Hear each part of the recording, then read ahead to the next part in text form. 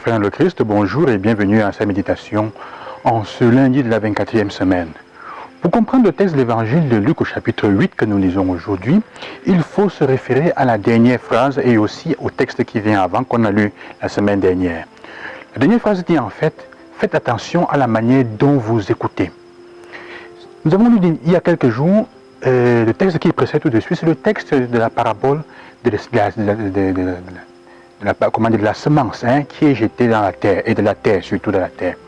Alors, il faut comprendre une chose, faites attention à la manière dont vous écoutez. Mais il dit au début de ce texte, on n'allume pas une lampe pour la mettre sous le boisseau, pour la cacher, mais pour la mettre de telle manière qu'elle illumine la maison. L'écoute nous fait comprendre qu'il fait référence à la parole du Seigneur, la parole de Dieu qui a été sémée en nous. Tu écoutes la parole de Dieu et qu'est-ce que tu en fais? Qu'est-ce que tu en as fait? Parce que parfois on la prend et on la cache, on la met là où elle ne va pas déranger, pour qu'elle n'illumine pas.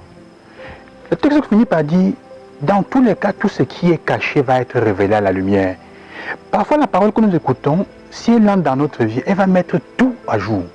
Les choses que nous cachons, les difficultés, toutes les petites magouilles que nous faisons dans notre cœur. Nos envies, ce que l'évangile disait hier, elle va démasquer toutes les mauvaises choses de notre cœur. Alors on a peur qu'elle illumine de manière qu'on voit clair dans notre vie. Ce qui nous ferait du bien d'ailleurs. Mais on a tellement peur qu'on veut se cacher. Il dit, mais tout finira par être mis au jour. Faites attention.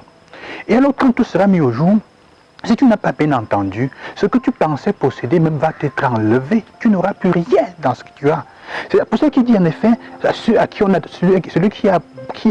on lui en donnera davantage. Celui qui accepte que la parole dans sa vie prenne la place qui doit être, la première place pour illuminer les choses, on lui donnera donc les moyens pour davantage emmagasiner la parole et la comprendre. Mais celui qui n'a même pas, qui ne veut pas accepter que la parole entre dans sa vie et qui la prend et ne la tient pas comme il se doit, celui-là, on lui enlèvera même ce qu'il pense de quoi, pense à vous posséder. Ça veut dire quoi? Vous savez, parfois, vous vous trouvez dans une situation difficile, vous allez à l'église tous les jours, vous écoutez tous les jours la parole, mais vous vous trouvez dans une situation où vous avez besoin de prier, vous ne savez pas par où commencer.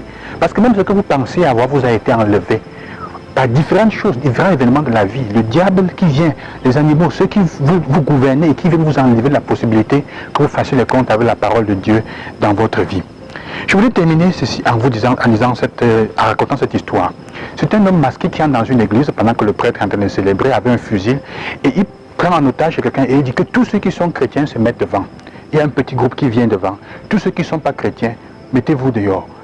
Je vais tirer sur ceux qui sont chrétiens, qui se pensent, qui croient, qui ont la foi. Alors il y a un bon nombre qui se met dehors et qui fuit. Alors le monsieur enlève son masque et il dit au prêtre, voilà ceux avec qui maintenant tu peux continuer à célébrer ta messe. Comme ça tu as vu les vrais chrétiens de ta paroisse. Frères et sœurs, il s'agit maintenant de reprendre, de retrouver quelle est la place de la parole de Dieu dans ta vie. Quelle est la place que tu lui donnes. Elle est lumière, elle est une lampe qui illumine ta vie, ton quotidien, tes choses. Ou alors tu l'écoutes, tu la prends et tu vas la cacher sous le boisseau en disant qu'elle ne me dérange pas. Souvent c'est comme ça. Il suffit de regarder notre vie, de regarder comment nous vivons. Alors, les gens au quartier parfois nous regardent vivre et il ne semble même pas que nous soyons différents. Il suffit de regarder comment nous vivons. Est-ce que la parole de Dieu a un effet réel dans ma vie? Toi qui vas à l'église tous les jours, ou même qui dis prier à la maison, je n'ai pas besoin d'aller à l'église, mais je prie chez nous. Ta vie, ça change en quoi? Dieu dans ta vie, dans tes décisions, il est où? Que le Seigneur vous accompagne et qu'il continue à nous aider à travailler le terre de notre cœur pour accueillir le Seigneur et laisser qu'il l'illumine pour que nous aussi nous puissions illuminer ceux qui autour de nous en ont besoin. Bonne journée et bonne semaine. Loué soit Jésus-Christ. Qu'il vous bénisse.